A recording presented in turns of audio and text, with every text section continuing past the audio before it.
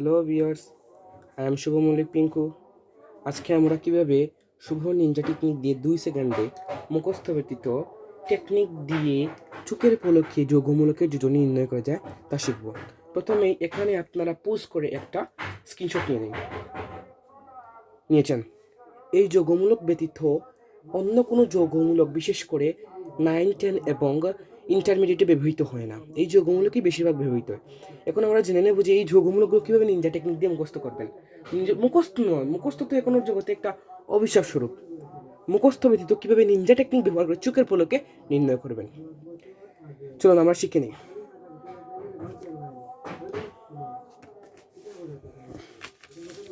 দেখেন, শুভ Ninja technique বলতে PBSC all. Ninja technique বলতে মুখস্থ রাখতে হবে, মনে রাখতে হবে যে PBSC অল। পিবি বলতে কি? পিবি বলতে হচ্ছে যে সকল যোগমূলকের প্রথম এ পি বা বি থাকবে তাদের যোজনী হচ্ছে 3। যেমন ফসফেট বুরেট এগুলো প্রথমে দেখুন পি বি আছে।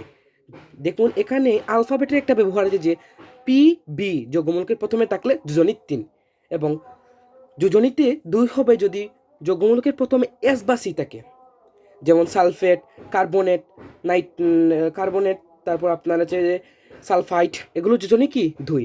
তাহলে এসসি যদি কোনো যোগমূলকের প্রথম ওয়ার্ডে থাকে তাহলে সেটি হবে যোজনী 2 এবং যোজনী 1 হবে PBSC ব্যতীত সব। তাহলে PBSC অল দিয়ে আমরা শুভের টেকনিক দিয়ে খুবই সহজে যোগমূলকের যোজনী নির্ণয় করতে পারবো।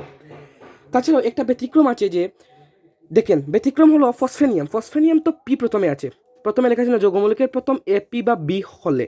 তাহলে আপনারা বলতে পারেন যে ফসফেনিয়ামের প্রথমে তো পি আছে, তাহলে এর যোজনী 3 হলো না কেন? এটা একটা ব্যতিক্রমী ধর্মী যৌগমূলক।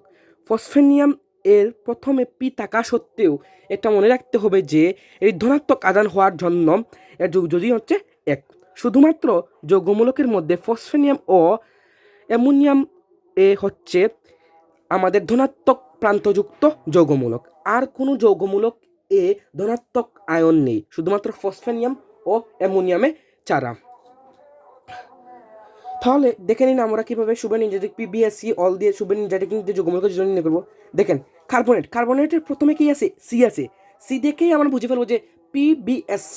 তাহলে পিবি হচ্ছে যে আমাদের যোজনী 3, এসসি হচ্ছে যোজনী 2। তাহলে যে সি আছে তাহলে যোজনী 2 হবে। তাহলে দেখেন ফসফেট তো পি টাকায় যোজনী কত হবে? 3 হবে। তারপর দেখেন হাইড্রোজেন সালফেট, এখানে এইচ টাকায় আমরা বলছি না PBSC ব্যতীত অন্য সকল লেটার যদি যৌগমূলকের প্রথমে থাকে, দেখেন এখানে PBSC কোনটি নেই, তাই এটার যৌগমূলক হবে 1।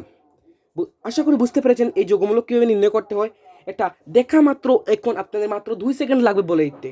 মুখস্থ ব্যতীত আমরা কিভাবে এই যৌগমূলকের যোজনী নির্ণয় করব এটা সর্বপ্রথম আমি দেখিয়েছি যে এভাবে নির্ণয় করতে হয়। আচ্ছা, আশা করি আমার ভিউয়ার্স বুঝতে পেরেছে। Bye bye everyone, see you in another blog, not video in studies group. Bye by.